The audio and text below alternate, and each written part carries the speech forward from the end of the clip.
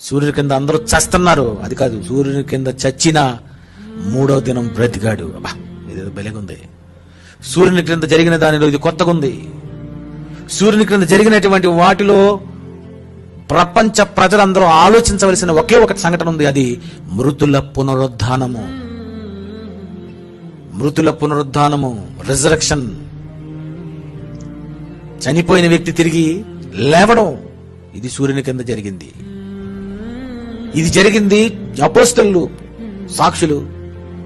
ఈ బైబిల్లో దేవుడు రాయించాడు గనక అందరూ పుట్టి చచ్చిపోతే ఏముంది పెద్ద స్పెషల్? చచ్చినటువంటి వాళ్ళు ఎవరైనా బ్రతకాలి, ఆ బ్రతికినటువంటి వాళ్ళు ఏం చెప్పారో, చనిపోయిన తర్వాత ఎలా ఉంటుందో అన్న విషయాలు చెప్పినప్పుడు అదండి, అతి కొత్తది. అందుకే మీరు సర్వలోకమునకు వెళ్ళండి. సూర్యుడి కింద ఇంతవరకు పుట్టారు, చచ్చారు, కానీ నేను తిరిగి లేచానని చెప్పండి.